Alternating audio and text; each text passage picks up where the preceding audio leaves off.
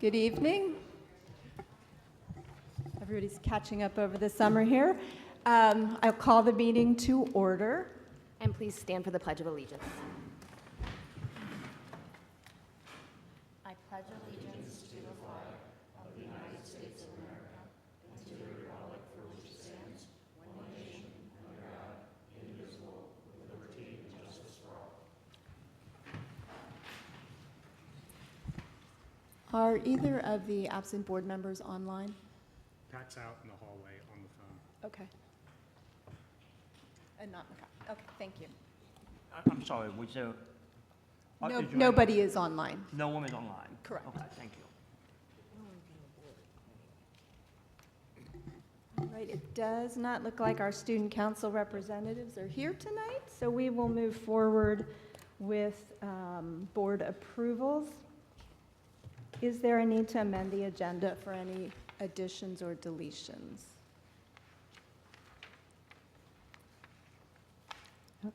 Okay, hearing none. Can I have a motion to approve the agenda for the July 14th, 2026 regular board meeting? So moved. Thank you, Mr. Keener. Is there a second? Second. Thank you, Director Linton. Any discussion? All those in favor say aye. Aye. Opposed? Were you able to vote on that one? Okay, that's an 8-0. And I need a motion to approve the minutes as presented. That would be the minutes of the regular board meeting on June 23rd and the minutes of the Buildings and Grounds and Finance Committee meetings held also on June 23rd. Is there a motion? Motion. Thank you, Mrs. Eshelman. Is there a second? Second. Thank you, Ms. Small. Any discussion? All those in favor, please say aye. Aye. Opposed? Abstain, I wasn't here, so I don't know what happened. Okay. That would be 7-0 with one abstention.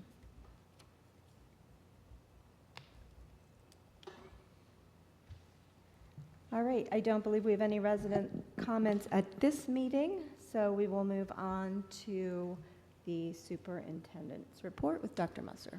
All right, before I jump into a brief building update, I want to kick it over to Mrs. Hall to talk a little bit about the budget.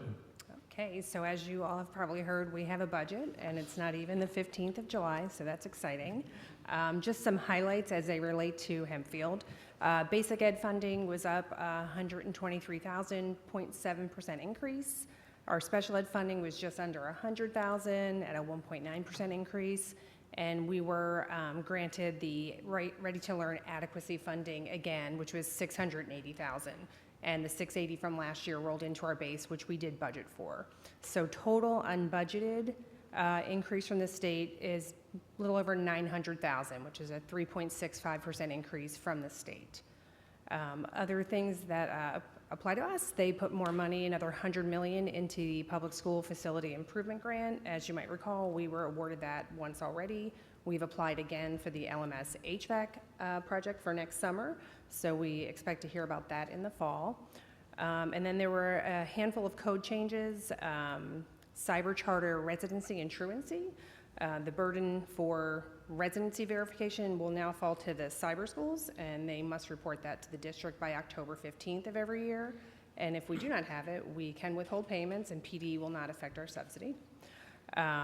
And then in terms of truancy, they can't enroll students who are habitually truant in their prior school district, which will be interesting to see what that does to cyber schools.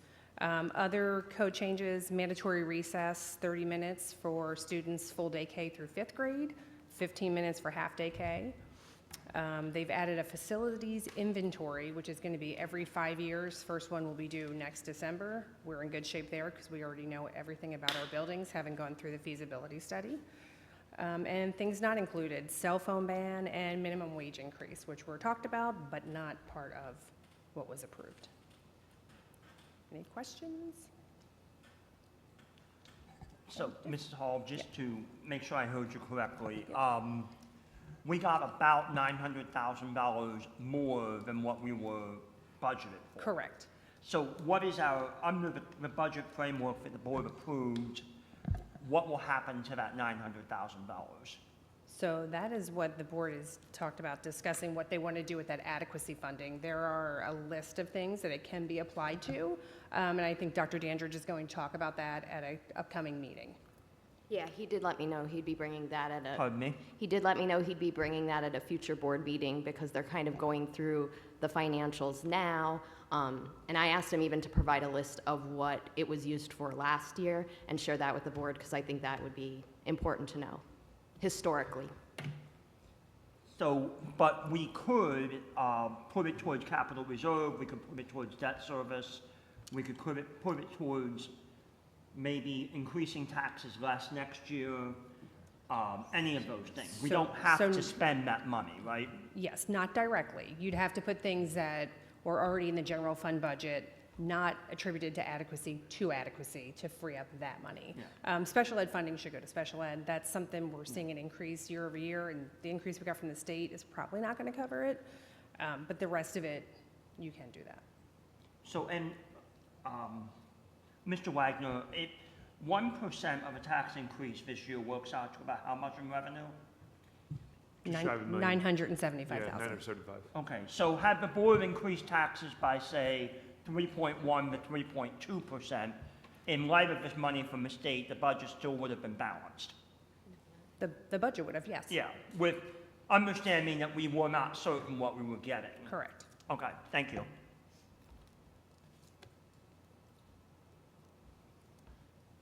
If there aren't any other questions, quick building update. The design process is moving along fluently. We are preparing to get everything ready for the bid process, looking for some presentations to the board on that August 11th board meeting.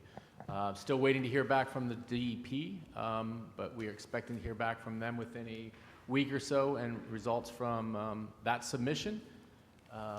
As far as the actual pack upgrade, you'll see some fencing that's starting to go up now. All the saw cutting for the gas line is already in place. Saw cutting for the sidewalks will be continuing. You'll actually see excavation begin probably around the 25th to 27th of this month. So you'll actually see excavation occurring, different fencing going up, tree removal. Things are going to start to move pretty quickly over in the pack area now as we're getting that all online. We are looking at some ordering hiccups and some switch gear that may push some of our timelines a little bit, but right now I think for the most part we're where we need to be on the building project, and excited about opening up those bids coming in the next couple weeks. Any questions for Dr. Musser? Great. Is that what you've got? Okay, thank you. And then below that, you also have the upcoming calendar of events and the enrollment report referenced. Moving on, my president's report. By all appearances, it seems like it's been a quieter month, but there has been so much going on behind the scenes, and I personally just want to thank the rest of the board.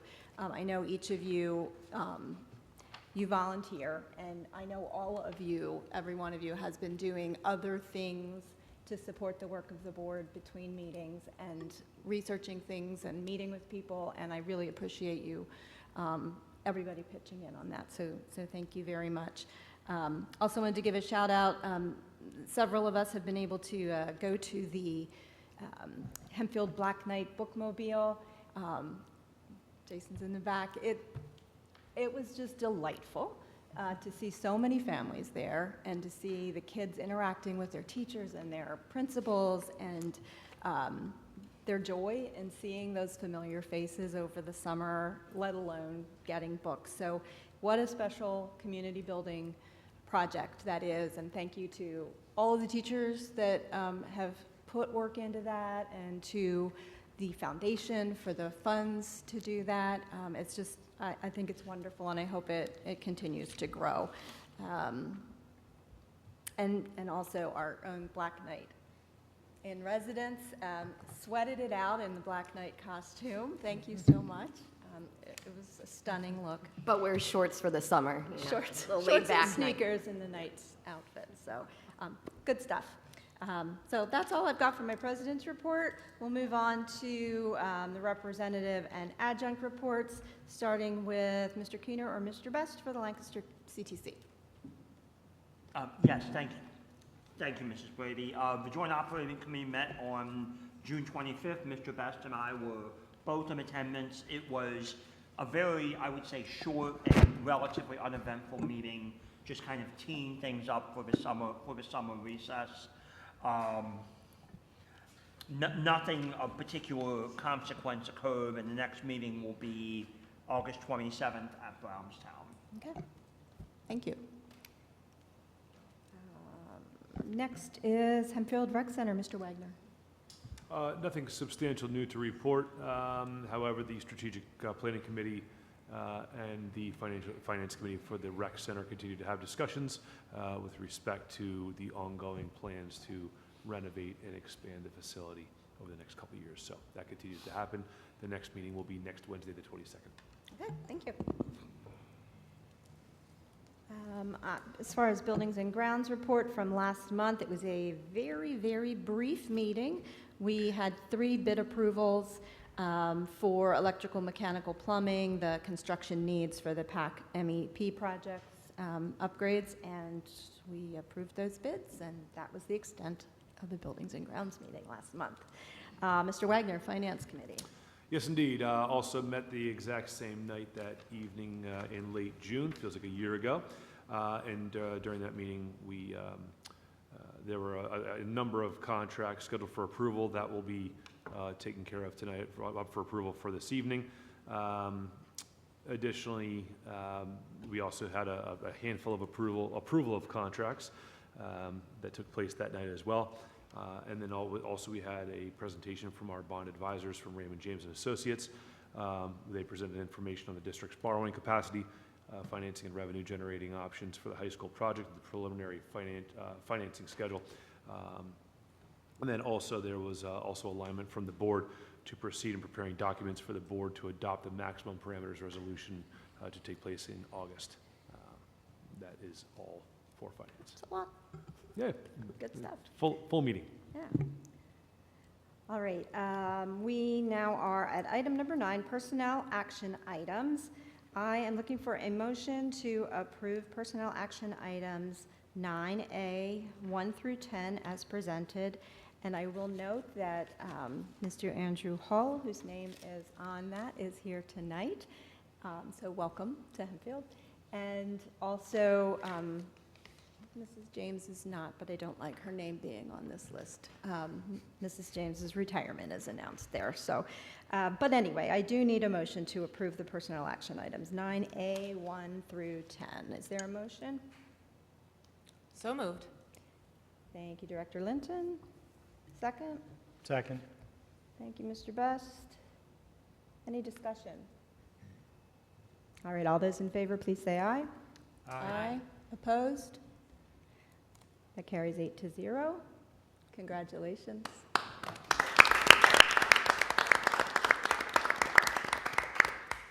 I don't want to put you on the spot, but if you'd like to say anything, you're welcome to come up and introduce yourself.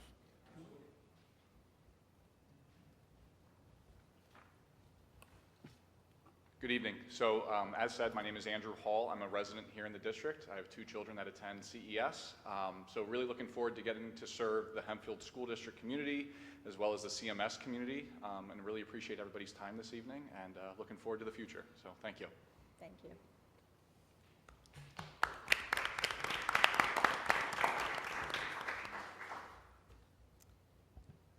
All right, our next agenda item is number 10, Buildings and Grounds action items.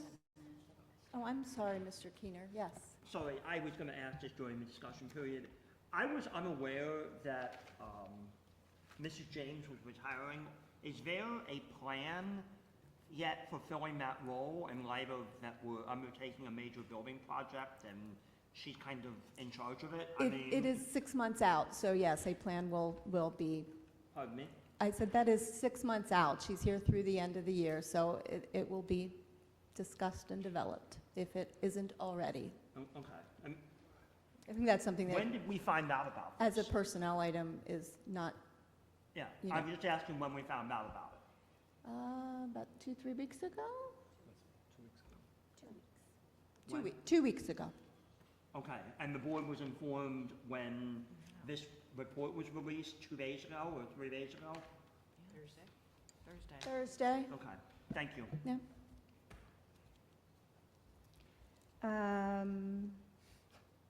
Back to wherever I was. Personnel action items. 10, okay, buildings and grounds action items. We have, just to kind of back up a little bit, last meeting, the board delegated to the superintendent the power to pre-authorize this purchase. So we are formally tonight accepting the quote for that. It was in amount low enough that we were able to authorize the superintendent to do that in advance. So I need a motion to accept the quote from BFPE, which is a CoStar's vendor, for the replacement of the sprinkler heads at Landisville Middle School in the amount of $41,530. Is there a motion? Motion? Thank you, Ms. Small. I'll second. Thank you, Director Linton. Any further discussion on that? All right, all those in favor, please say aye. Aye. Opposed? That is 8-0. Next is a long list because that finance meeting last month had a lot of things on it. The finance action items, 11B through 11E, which were many contracts for approval.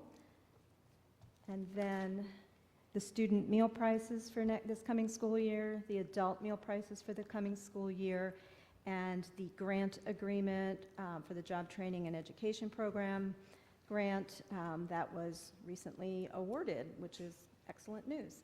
So I need a motion for approval of action items 11B through 11E. Motion? Thank you, Mrs. Eshelman. Is there a second? I'll second. Thank you, Mr. Wagner. Any discussion? All those in favor, please say aye. Aye. Opposed? That's 8-0.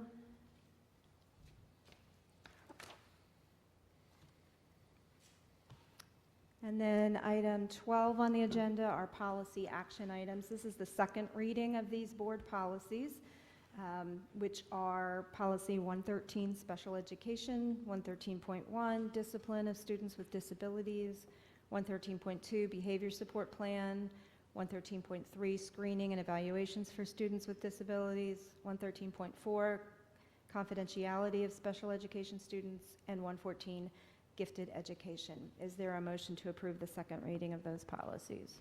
Motion? Thank you, Ms. Small. Is there a second? Second. Thank you, Director Linton. Any discussion? Okay, all those in favor, please say aye. Opposed? Motion carries 8-0. Item 13, other action items. Approval of action items B through C. That is the additional contracted transportation staff and the memorandum of understanding with our local police departments. I will just reiterate that these were previously approved, but there was a formatting request changed by the state, so the content remains the same as what was previously approved. It's just reapproving the format, resubmitting it. So, motion to approve action items B through C. So moved. Thank you, Director Linton. Second? Second. Thank you, Mr. Best. Any discussion? All those in favor, please say aye. Aye. Opposed? That motion carries 8-0. And that brings us, look at that, 20 minutes. I need a motion to adjourn this meeting, and then we will reconvene with the Education Programs, Policy, Personnel, and Legal Committee meetings. Do we want to sail right into that, or? Yep. So Sail- moved. Sail right into it? Okay. Adjournment, so moved. I'll second. All right. Okay, so now we officially need the motion to adjourn. And so moved. That was what you were moving, okay. Second. There you Thank you, Mr. Best. Right. And all those in favor, please say aye. Aye. Opposed? No, Was that an aye? I'm sorry, that was an aye. That was an aye. Sorry. And that 8-0. This particular meeting is adjourned.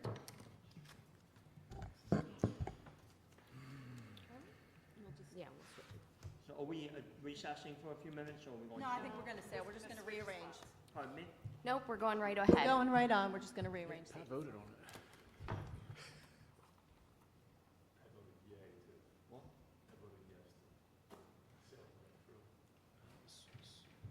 Oh, do I have to read that thing? I have to read that thing. Sorry, Kathy, I have to read that thing. All right, we'll start the education and programs, policy, personnel, and legal portion of the evening. We do have one resident comment, so I'm going to have to read this. The board provides a time of public comment at committee meetings for residents and taxpayers to bring their thoughts on specific agenda items to the board, but it is not a time of exchange between the board, administration, and speaker. We ask that speakers refrain from identifying specific students, staff, or community members by name. Each resident is provided up to 3 minutes to speak at committee meetings on a topic identified on the meeting agenda. Residents and taxpayers who are interested in making public comments must complete the electronic registration form prior to 3 p.m. on the day of the meeting. Our only speaker this evening is Dr. Kathy Furman.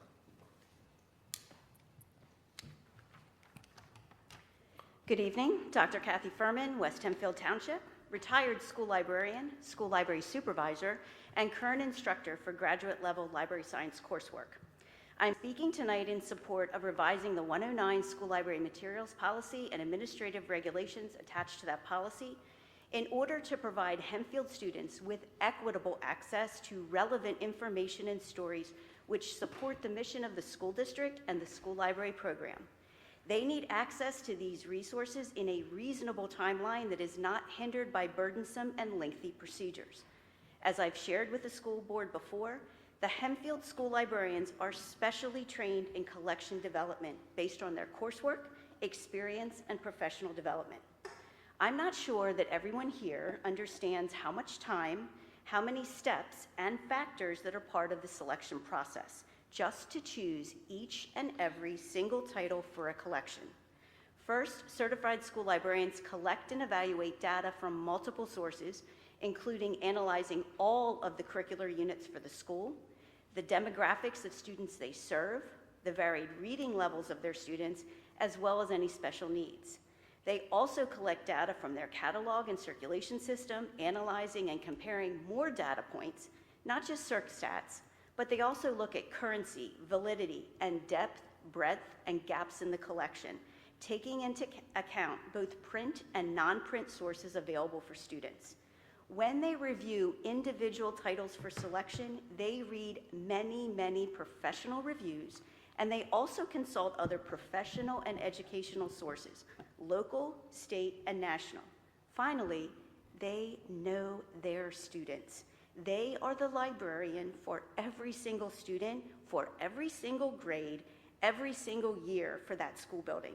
They are uniquely qualified to use all this information to professionally make neutral-based decisions to select and maintain a balanced collection while responsibly managing a budget and serving the needs of all students. And finally, and I hope you realize this, that every book that's purchased for the school library is personally examined physically by the school librarian before it gets placed on the shelf.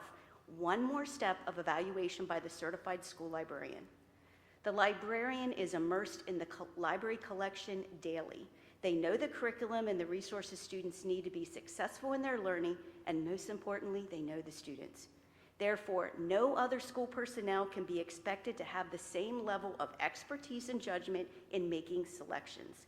Please support a policy and administrative regulations that recognizes the school librarians as professionals and that allows students to have access in an expeditious manner to relevant information and books. Thank you.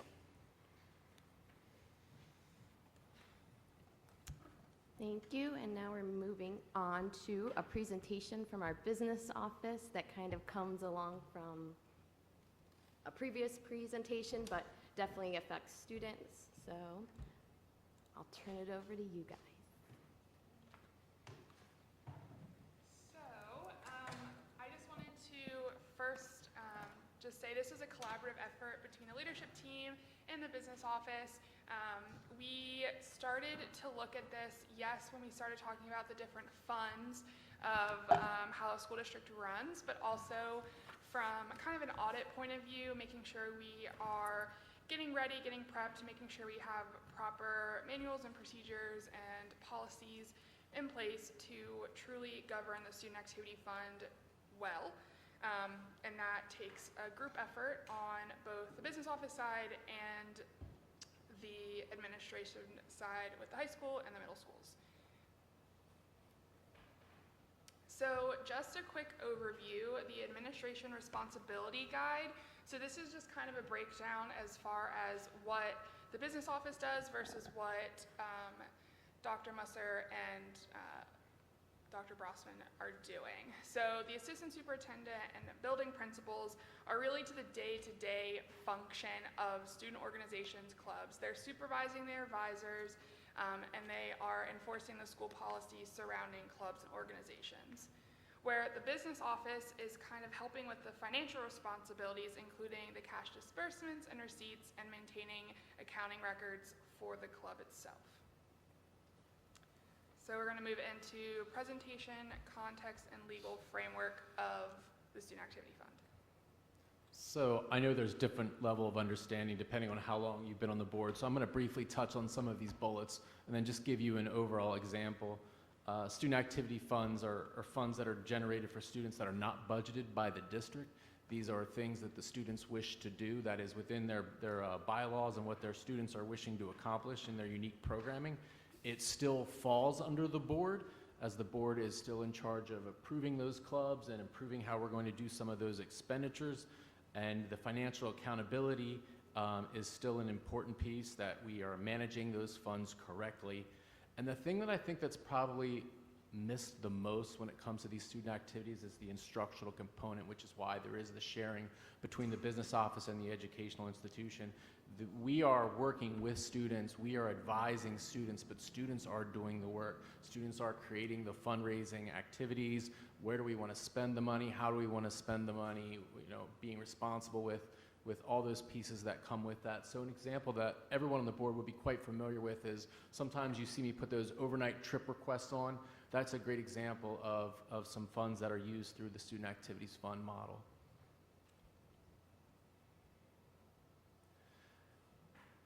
Some of the policies we'll be talking about in the next couple months are going to be directly related to student activities, but I wanted you just to know that all these policies are signed off by our staff advisors, because every area here touches a little piece of student activities. It is a pretty daunting job to be in charge and know all these things, but we need that to happen to make sure that the money's used effectively and we're not violating any rules or causing any problems for administration.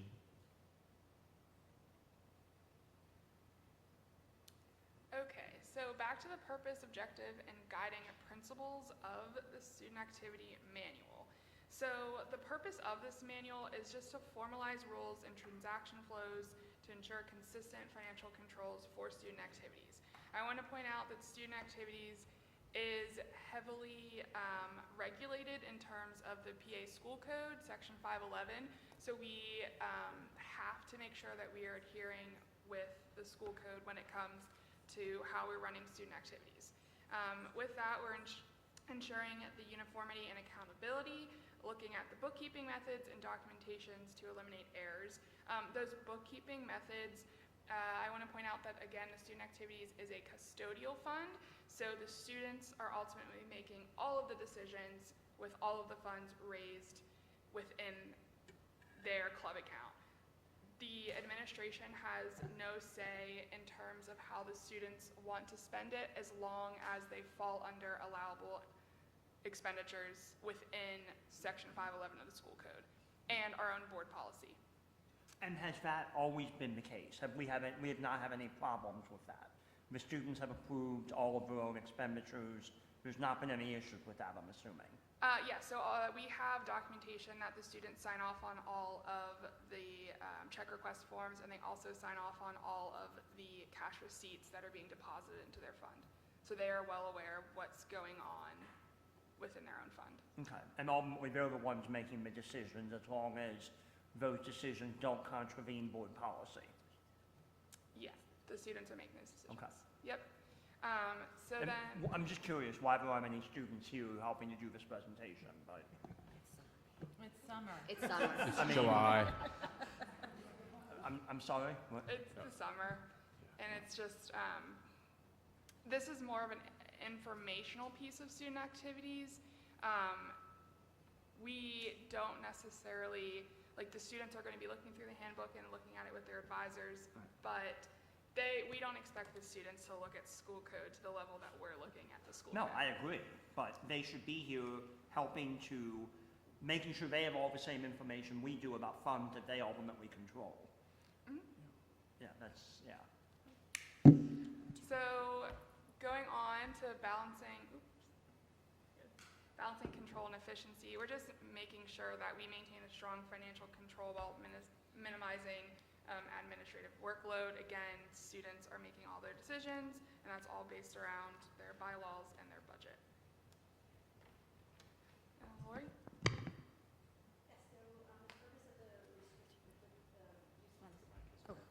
Mike's not, I'm not close enough, I guess.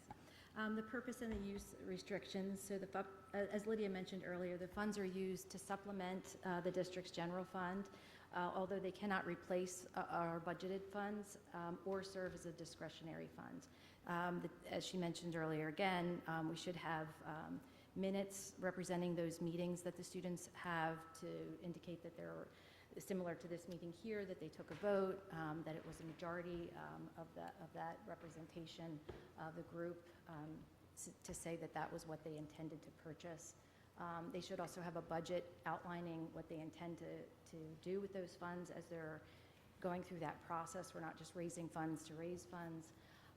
And again, as the business office aids in helping with internal controls to set up that structure so that, as we know, school staff may not have that as their expertise, so the business office is aiding in setting up those policy and procedures as the school board policy does recommend for us to do. And finally there, the student involvement and transparency, student participation with documented approvals, supporting accountability and transparent fund usage. So each fund that we have should have the bylaws that list out everything that they are intending to do. So we're going to be working heavily with Bill this year to make sure that all new clubs, clubs that may have rollen into an inactive status, that we kind of get a handle on that. We had mentioned before that all clubs will come before the board for approval as we move forward. With both Lydia and I being newer in the business office, we just kind of want to revisit all of these type of things and some newer board members here. So those are the purposes of the. Can I ask a funds. question? Kind of piggybacking off what Mr. Keener said, do you think there's ample time, like for students to get those clubs up and running, get all of this information, establish new clubs? Or is that something you're like just constantly working on? I mean, there's a bit of a rolling flow to it. We have clubs that we run every single year, and they're well established, and they're brought to the board every year, and they've got their accounts and the process, and I know we're putting together some new forms and, you know, tightening some things up, and I'll talk about that here in just a few moments. But the new clubs, we work each August and September to get them established and get them up and running, and I believe it's typically the later September or early October meeting when I provide a full list through Dr. Musser's office to bring to you for approval. And all those clubs, again, I'm getting ahead of myself, that's okay, but all those clubs come to you to get approved, and we're working on tightening up, making sure that each club advisor has a copy of this manual, that they fully understand it, and that's a lot of what this is about tonight. Right, and just to add to that, just like there's some things that we'll want to tighten up a little bit, like having the students' signatures on file so that when they come over to the business office, we know who they are, and just nitpicky type things that we'll want to, you know, also teach the students that we want to validate that it was their signature, similar to that would happen in a bank. Yeah. But the current timeline is working? Yeah, like, can we? I'm make it- asking. Oh, the current. Yeah, well, the current timeline. well, Is this it would be enough my- time? Is it? I mean, this would be my first year going through this process, but like we're saying, it goes through October to get all of that kind of done, to get new students involved, and so, yeah. I mean, I would say the way we have it set up. It seems like a long Yeah. time. That's what her face is saying. Yeah. Like But when you I wanna, get it. Yeah. So I'm just asking if the current timeline works, that's all. Yeah, I think we're okay with their current time. Yeah, and I would Excellent. say it's reasonable to other school districts that I've Yeah, been in. great. So, Perfect. Another question for me, and maybe this is getting ahead. So if you had an existing club, right, they wouldn't need to have all of this redone, and it would just be the new clubs that would be being board approved every year, or were you approving all clubs every? So we approve the clubs every year, and we do need to kind of roll through this every year because as the students cycle through, we get new student officers, and they have to be approved and on file, and that's some of the pieces Ms. Marchese was just alluding to. So yes, even established clubs, because, you know, every school year is like a new sports season. You know, it's a new team every year. We got new players, and we got to, you know, get them rostered and get them accounted for. I guess I just wanted to make sure, like, if there is something that a existing club wants to, like, make happen earlier in the year, that they're not prevented from doing that by, you know, being involved in this process, I guess, would be the concern I would have. No, because their approval, even if we're approving them in October, we're kind of good, like, the next October, like, it all kind of rolls, where things aren't being held up. Yeah, and as long as things are in their minutes and these are things they're using their funds for, then we're okay. So if there's something that happens outside that timeline, as long as it's clearly communicated and documented in the minutes, as Mrs. Marchese said, we're in good shape.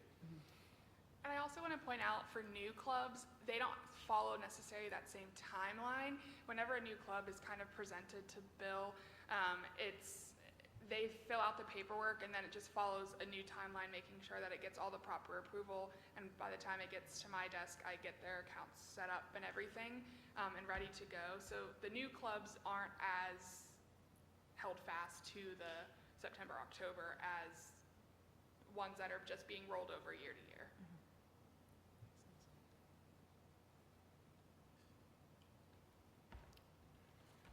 So I think we hit the student leadership structure pretty well in Mr. Keener's line of questioning.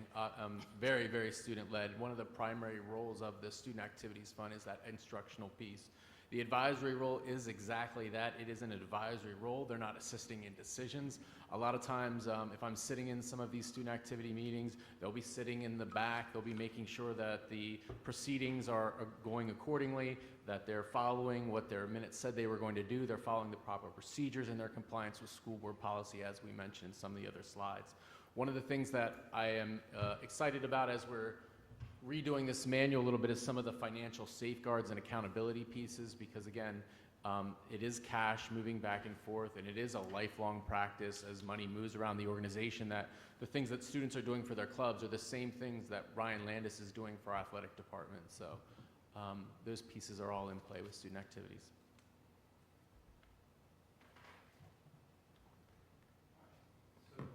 The establishment of accounts and ongoing terminating inactive accounts, I think we just kind of talked about that a little bit.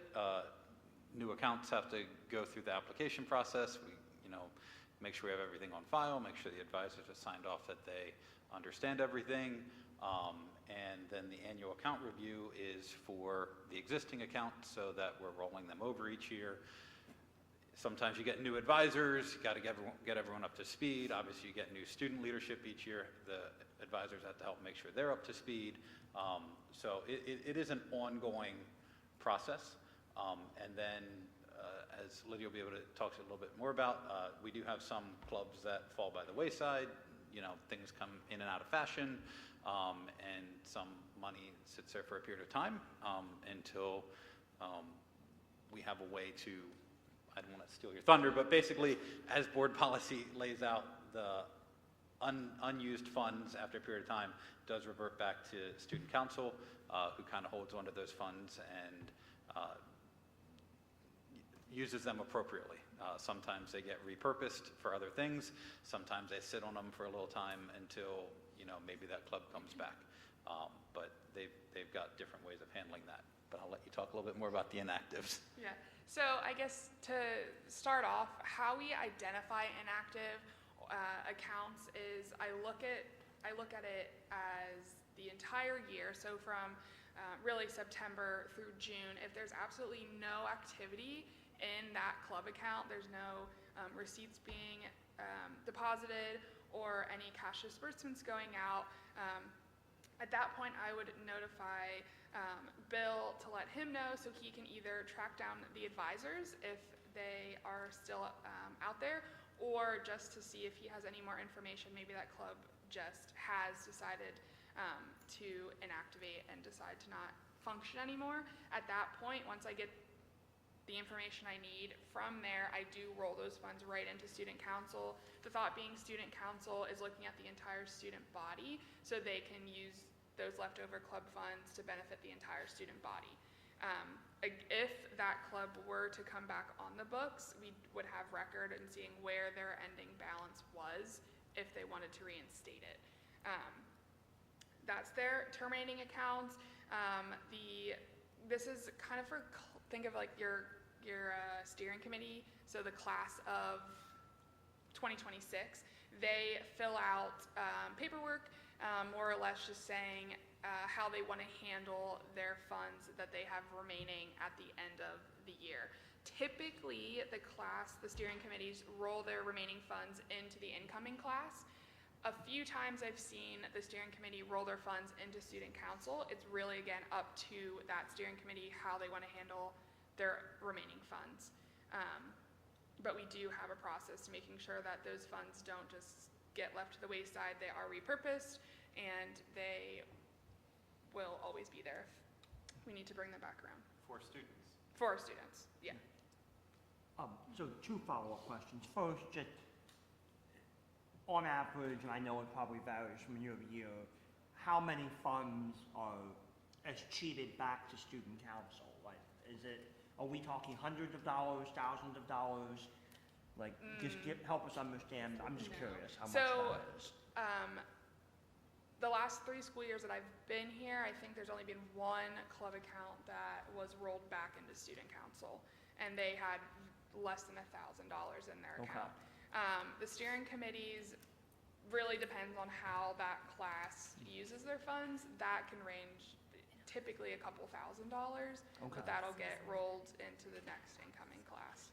So now, if the class officers would request, could that money be maintained to fund class reunions down the road? It has to stay within the school. Yeah, they cannot use it for class reunions. I'm pretty sure it's in school code that they are not allowed to use that beyond when they leave the school. Okay, that makes sense. I was curious. Thank you.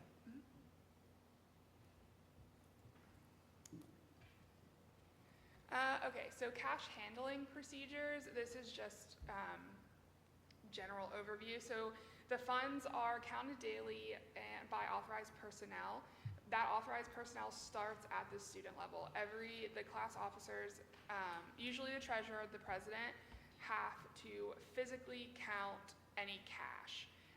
This is one to get them just in the habit of counting money, but also there's a dual process that 2 officers are actively counting the money, kind of to ensure the funds are properly being counted. From there, the class advisor then also will count the funds physically to make sure there's accurate information being deposited. Then that money gets put into a secured locked bag. Those bags are housed in the main office at the high school or the middle school, depending on the club level. And to make sure we reduce risks, the only people that have access to the keys to the bags are the student officer and advisor that are putting those funds in the bag, and our cash receipts, our accounts receivable specialists. So they're the only 2 people that can access those locked bags. We're just trying to take out the middleman to make sure if you're opening a cash bag, you are expected to count it, but by making sure that only 2 people really have access, we're getting rid of a lot of potential issues. And the deposit documentation, our accounts receivable specialist will review the deposit slip, make sure when she recounts it that it's accurate, And if there's any issues there, she'll either send it back to the club to get recounted, or have the advisor come in and count it in the business office if it's over a certain threshold. And then within 2 business days, I think it'll be to the bank to be deposited. We don't have a lot of NSF checks. We really have not seen that. And this is just, we have strict policies against petty cash and cash payments just to reduce fraud and fiscal responsibility. All right, next, fundraising. So there's a fundraiser approval form that clubs and organizations fill out to request approval to do a club, for the club to do a fundraiser. That comes through me. And that way we have clear communication about what they're doing, what the money's going to, how it factors into their budgeting process. And the purpose for all this is to, promote trust and transparency and make sure everyone knows what's going on.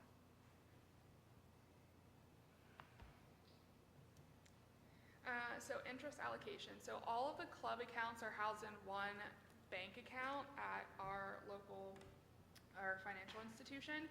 So in order to make sure that we equitably distribute interest that's earned every month, we do it on a quarterly basis, and we do it based off of their weighted average for those 3 months. So the funds that they have in there, we do their weighted average to calculate the interest that they would have earned on their own if they had their own checking account.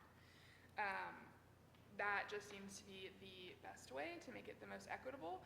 And if we do have any bank fees that come up, or we do have any NSF checks that come up, we dig in to make sure we find out which club was responsible. So we look at that check image, or we dig down to see why that bank fee occurred, and then we'll let the advisor know that we would be deducting those fees from their club account to pay what's owed to the bank. Lori, if you want to talk about this stewardship. Sure. So this is something that we are working on right now in terms of making sure that the Can you use procedures. your microphone? Oh, I'm sorry. This is something that we're working on right now to make sure that the procedures in the activity handbook are aligning to our policies of the school board. So I just also wanted to point out something that Tab mentioned earlier about the policies that were listed on an earlier slide. He's correct. The activity advisors are signing off on those, but some of those policies we had added into the policy book.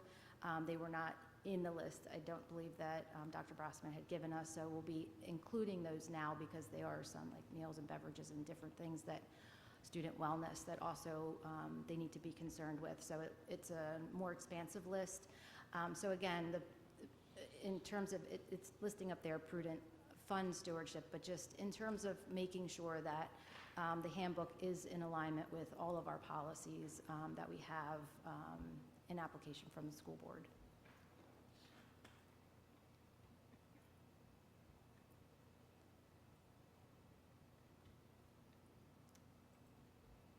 Okay, all right. So again, here we have purchasing, tax compliance, and contract approval. So of course, as one of our district funds, we have to maintain the purchasing compliance. The student purchases also must follow our purchasing manual that we have. That guidebook is sent out to all of our staff, but we'll want to also revisit this with the activity advisors just to make sure that they understand that it is applicable to tax rules. When the students are selling items, it's also, we have to collect that resale tax, so we want to make sure that they also understand those processes. We want to also make sure that they're fully understanding that we're a tax exempt organization, so when we make purchases, we're not paying tax on the front end. So they're getting into a different level of purchasing where we want to make sure that they're fully understanding.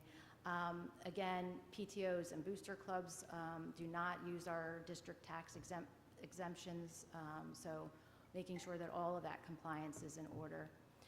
This is a new one, a small nuance here for contract approval process. We want to make sure that advisors understand that when they're entering into contracts for DJs or certain things of that nature, that we are flowing them through the approval process.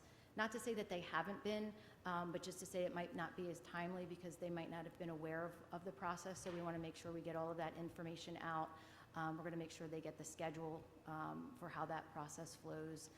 Was just something that we've identified. It could have been a weakness in our process. So we're going to make sure to get that information out to all the advisors this go around. And then legal oversight and risk management prevents unauthorized commitments, ensuring legal compliance, and managing risk related to student activity contracts and deposits.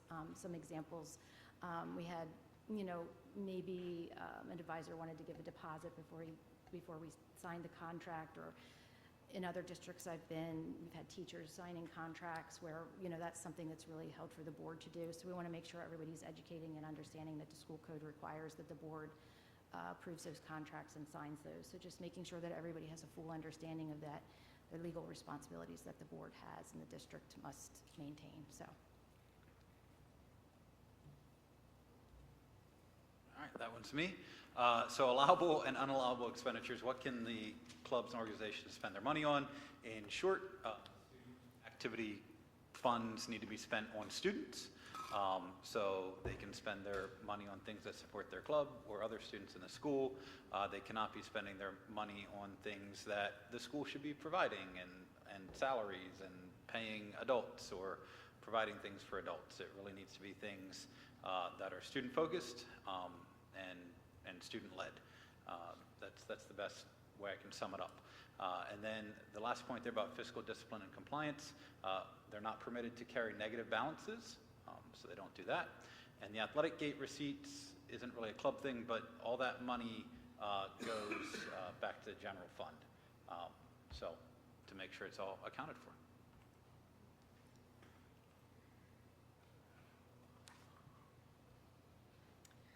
Okay, reconciliation audits and board reporting. So in our business office, we do our monthly bank reconciliations.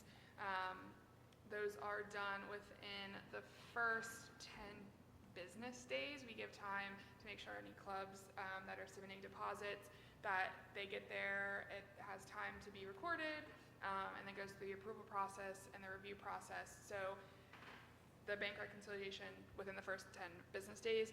From there, we look at internal, external audits. So internal is going to be more the accountant focused. She is looking at the transactions. We're sending, they're called flex reports, which are just transaction ledgers of things that have happened in their club account for that month. We're going to send them to the advisors to review with their student board to make sure that everything that's showing up there they agree with, and they agree with their bottom line as well, to make sure things are as accurate as possible. And then part of our external audit, they look heavily at student activities to make sure that it is running in compliance with state code and the own fund accounting manual. And then board reporting, you get my monthly board reports every month looking at student activities. It has all the clubs listed and their balances, and that will continue to happen. So, key takeaways and next step. The biggest portion of the reason we were doing this just was to educate the board and the community at large about policy 618, which is student activity funds. Also, just to make sure you understand that this is the business office and leadership team, along with the middle school and high school principals, looking at the student activity manual to make sure everyone is on board and understands that the manual is a working document and that we will continue to improve it annually. The activity manual will be shared and reviewed with all clubs advisors at an in-person meeting at the start of the year, so they will know the ins and outs of the manual and they will be trained on it. All active clubs will be presented to the board annually. That isn't a new process, but just to make sure that you're aware. And again, the team will continue to the process of reviewing the associated board policies with the student activity manual.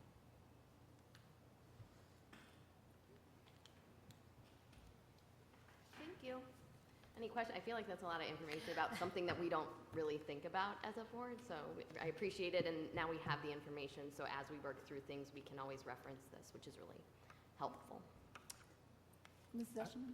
Yeah. I would just like to publicly apologize to whichever principal back in the mid-2010s I approached to start a club and grumbled when they said I couldn't do some of the things I wanted to do with the club and all the paperwork that had to be filled out. So it makes a lot of sense what you've shared, and I apologize. I'll say something to the next time I see him. I have a couple things. One, I think the biggest takeaway is I just really appreciate how student-focused this is. And again, the educational standpoint for them, also just getting them introduced to red tape early on in their life, right? They're going to have to deal with a lot of it as an adult.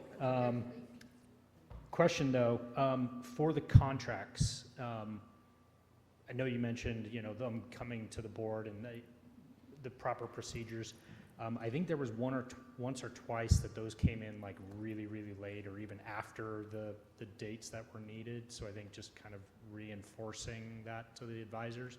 I know that's not always possible, but then the actual question, who reads the contracts and makes sure that the district is okay with all the fine print language? You do? Oh joy, you must love it. Okay, just wanted to make sure someone from administration was looking at it. It goes through the whole approval process. Mr. Best, I will also add that the new format with the bi-weekly board meetings speeds things up too. Yep. So. I just want to thank the entire team, leadership team, our principals, the business office, advisors, club advisors out there, like all of you adults who are making sure that we are providing all the opportunities that come along with clubs beyond, the basics that we do of education here. This is enrichment but also related to all of the things that they're doing. So I love that our middle schools also have clubs, so we get them started early in there too. So just thank you to everybody who's involved in all of it, because it is a bigger lift than you might think. And just appreciate the educational series that everyone's been putting together. Yeah. Really well done. Again, everyone that was involved. It's really good stuff, and can't wait to see this stuff continue. It's good for us to see. We lose sight of some of these. I'll speak for myself. I lose sight of some of these things, right, as we just go through the rigors of the day, and as you go through the year, and you just tend to, just not really fully understand all the things that go into decision-making processes and what it entails. So love the educational series and look forward to seeing more in future meetings. So really nice job. Kudos to all of you. Thank you. All right, thank you. That brings us to the policy portion of tonight's committee meeting, and we just have one policy on the agenda to discuss tonight. So continuation of some discussion we had at our last policy meeting. We have an updated Sure. draft. So to begin, I apologize about my absence at the previous policy meeting. I believe we captured most of the conversation that was around some of the proposed revisions of Policy 109. More importantly and directly, I would think that the conversation around the age and grade appropriate adjustments that were made have been accommodated with some of the changes that you see in Policy 109 now in this version. I also feel like this sexually explicit content materials section is an easy, definable way for us to place this language in the policy, helping our professionals make decisions about age-appropriate and material that goes in our library. So those were the two major areas of concern from this revision from the previous board meeting. You'll see some other minor revisions around, the board further, affirming that sexually explicit content material is not appropriate. Just putting that out there in a very direct manner. Also compelling the district to continue to maintain both its challenge process and also the weeding of materials in the library. So I believe that captures most of the major concerns of the policy as I have been informed. curious if there's any comments about these revisions or if this policy is ready to move to a first read. Yes, Mr. Keener. I was just going to say, I think swapping out the previous version where we cited the Miller test and then replacing it with a citation to the PA Crimes Code, I thought was an excellent idea. And I mean, Mr. Walgamuth, I think you and Mrs. Small both kind of worked together on that, and I thank both of you for that change. Yeah, I appreciate that too. I hope that this is a way that we are achieving the goals that this board wants for this policy. For me, I did want to just say that when this was brought back, one of the concerns that these needed revisions was to address was that the policy as it was written before and as it was being implemented was restricting access to students. Was what? Was restricting student access to materials. And that is primarily one of the things that I want to make sure gets addressed, and I believe that this policy as it's written in this draft does that. I want to put, as was stated previously, the decision-making for purchasing and material procurement for our library collections back in the hands of our library professionals, and really keep it out of making undue burden on our administration, which is what was happening, I believe, in how it was being applied in the previous version. So those are some of my concerns. And no policy is infallible, and that's Sure. why I think the challenge process at the end, if there really is a concern, there is a challenge process to address that, and for us to front load the beginning of that process, I think makes zero sense for the district. I have a question. Yep. Have either you or Dr. Musser shared this with the library staff? Have they been able to review this and give any feedback? Not This this particular specific version version of with it, the board no. updates, Okay. but the previous version was shared. Okay. Yeah, I just want to make sure that, obviously, since this impacts them very strongly, that they are able to voice any concerns that they have with it. Absolutely. Yes, especially since we're returning the decision-making to the professionals. We wanted to make sure that they understood too that they're not, why they're going to be making the decision, that we're going to stand behind them. There's a policy in place here, and if something is put in that does meet that challenge process, that we're going to work our policy and move forward. Yeah, I really appreciate all of the work that's been put into this, and again, putting a lot more of the control of the libraries in the hands of the librarians.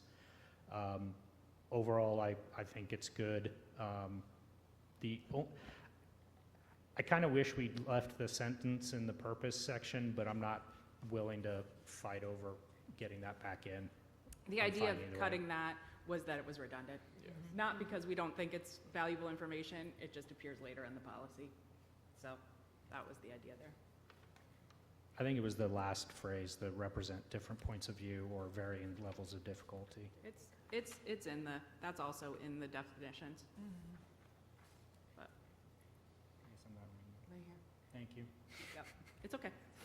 I've looked at it a million times, so it's starting to run together for me as well. And that's what I want to say. Thank you for all the time you've put into this. I know For you've sure. really put a lot of thought and time into it, so thank you. Of course.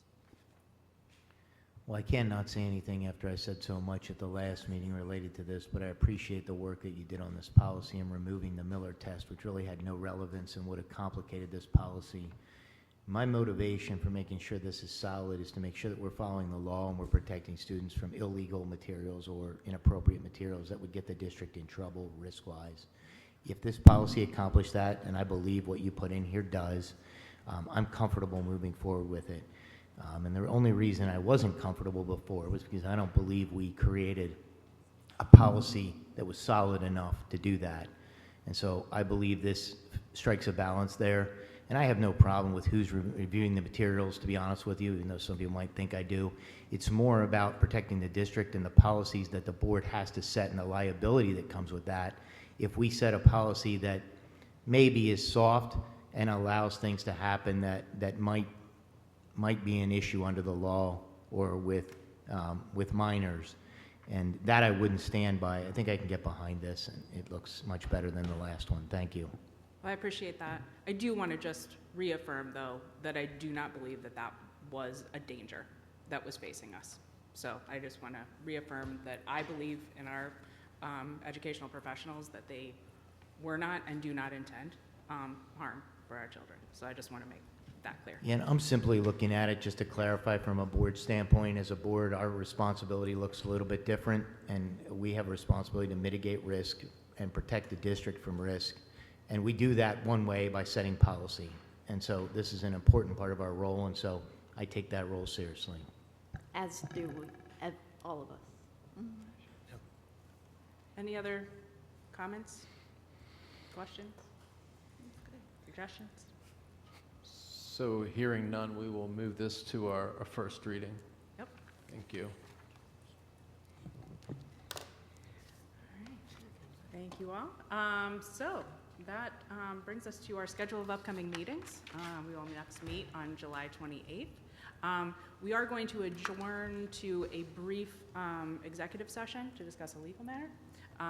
But that being said, could I get a motion to adjourn to that? So moved. Second. All right. And all in favor? Aye. All right. Thank you. All opposed? Sorry. All right. Thank you so much. If I did, rest assured I will make